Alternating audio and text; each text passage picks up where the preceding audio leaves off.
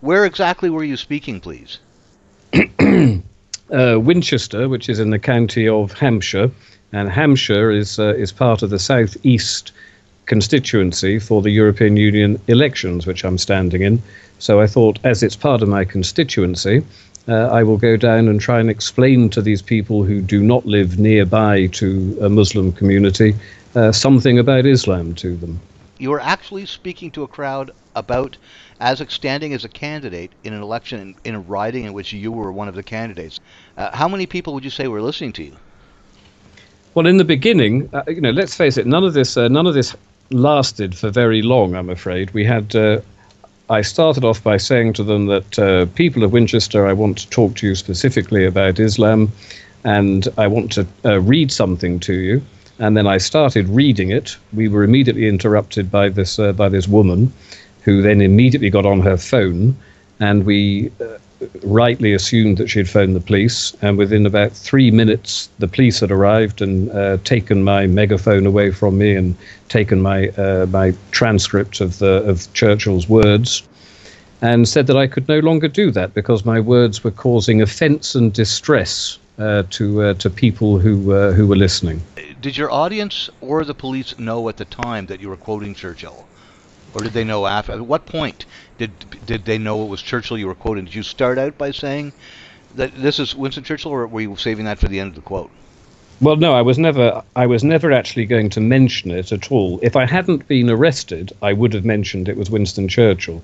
Having been arrested, I thought there's absolutely no point informing the police about this, because they will then perhaps be slightly less forward in taking action. And I thought that if it really has come to the point that you can be arrested for saying these words, then don't tell them who originally said it, and let them arrest you, prosecute you, and just to show the rest of the world how utterly sunk this poor old country of Britain is today.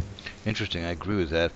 Did among the people that were there when you started, did you have any supporters that were listening? We did. We had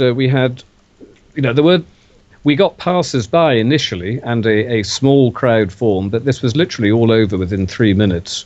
But by the time it ended, we had people shouting from the crowd, "What are you arresting him for? There's nothing wrong with what he's saying," which was probably about 80% of the people with that view, and the 20%, of course, were shouting things like "You're a bunch of Nazis," and the usual stuff that either the hard left or the totally uninformed about Islam come out with. How dreadful are the curses which Islam lays on its votaries. Besides the fanatical frenzy, which is as dangerous in a man as hydrophobia in a dog, there is this fearful, fatalistic apathy. The effects are apparent in many countries. Improvident habits, slovenly systems of agriculture, sluggish methods of commerce, and insecurity of property exist wherever the followers of the Prophet Muhammad rule or live. A degraded sensualism deprives this life of its grace and refinement, and the next of its dignity and sanctity. The fact that in Islamic law every woman must belong to some man as his absolute property, either as a wife, a child, or a concubine, must delay the final extinction of slavery until the faith of Islam has ceased to be a great power amongst men. Individual Muslims may show splendid qualities, but the influence of the Islamic religion paralyzes the social development of those who follow it.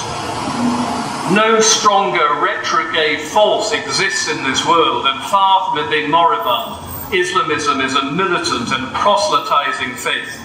It has already spread throughout Central Africa, raising fearless warriors at every step.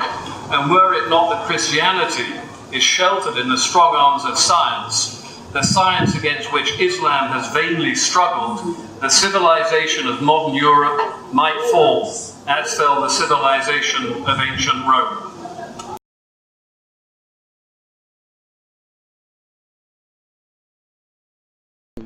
What is the charge that you believe that's going to be leveled at you?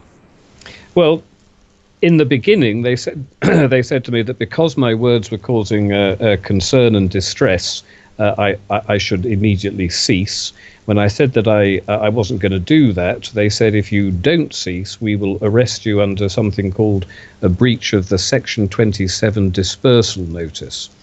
And I said, well, that's fine, but I am standing for an election in this constituency. I have the right to free speech. I will continue speaking.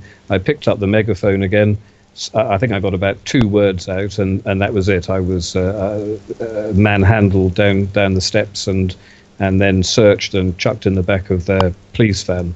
When we got to the police station, I wasn't fingerprinted. My DNA wasn't taken because a Section 27 is not necessarily a criminal offence. So they said, we're not going to fingerprint and DNA you. They put me into a cell and they kept me there, I think, for about 5 hours.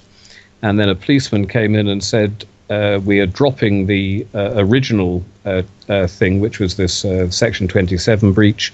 We are rearresting you in the police station now under the incitement of racial hatred.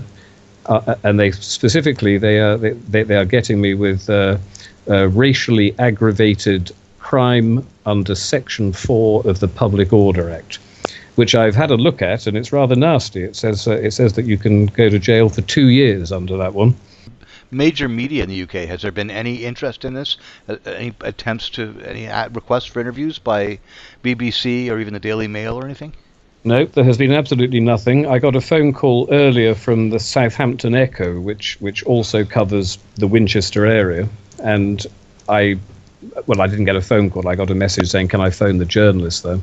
And I was expecting an antagonistic bloke, and that's exactly what I got. He was not horrified about the idea you can be arrested for quoting Churchill in Britain today. He wanted to know why I did it, what I thought I would achieve. Was I aware that by doing that I would be causing offence and distress, and all the buzzwords they come out with. So that's the only British media outlet that has come anywhere near me, and it was immediately antagonistic. Apart from that, there has been nothing.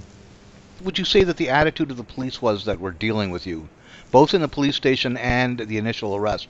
Did you get any sense of their view of this? Well, the two policemen that initially arrested me were very young. They didn't really have the faintest idea what was going on. It was only when I got to the police station that was then dropped, and a senior policeman then brought in the charges of racially aggravated crime. But despite that, I can understand they're following orders. The actual policemen themselves were very polite, very civilized. One of them even talked to me for half an hour after the interview, because I had a taped interview in the interview room, and I was supposed to go back to the cell, and he said, look, we're going to arrange bail for you. You don't need to go back to the cell. We can sit in here and have a cup of coffee and a sandwich and have a chat off the record. And off the record, he said to me that we are essentially at war in this country. But of course, I'm not, in my official capacity, allowed to say anything about that.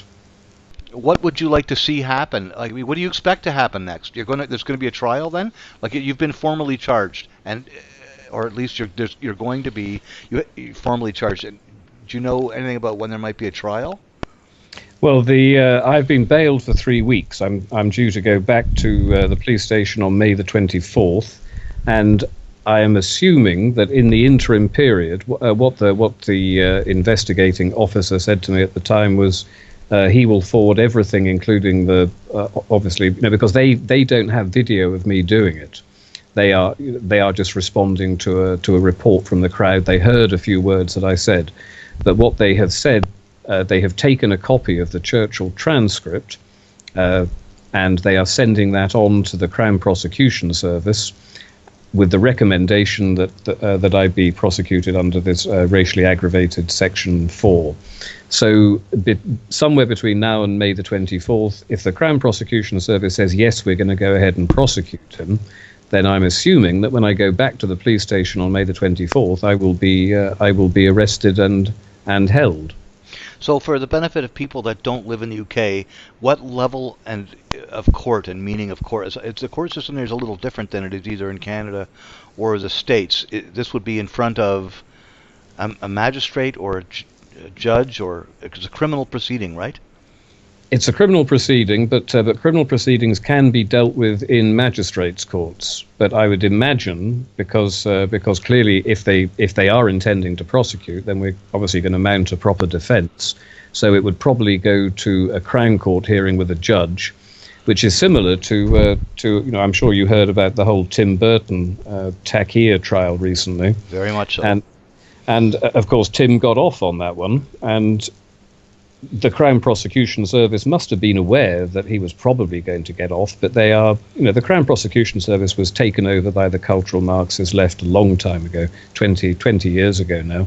They will prosecute anything they possibly can, even if they know they're going to lose it, simply because they think that by prosecuting they will deter anybody else from doing it, even if they win in court. They still don't want to have to go through that pretty unpleasant situation, especially when the power they have on their side is the fact that if you are found guilty, the sentence is 2 years. Is there anything that people both inside or outside the UK could do to help you? What are you fundraising, or do you just want to raise awareness of this, or what is it you'd like to see people do? Well, I think at the moment it's just to raise awareness, because I know that I always knew before this happened that the probability of my being arrested was very high, and the probability of the British media taking any interest in it was very low. And I thought that this is where we need, and thank God they exist, a country, America, Canada, Australia, New Zealand, where you can actually still say these things and get away with it. And my initial thought was, if we can get this into, for example, I think I'll be with Michael Corran next week, and Eric Stackelbeck is trying to organise something for Fox News and Glenn Beck. So if we can make it big enough in America that the media over here are simply forced into having to report it, then that would basically satisfy every single reason for why I did this in the first place.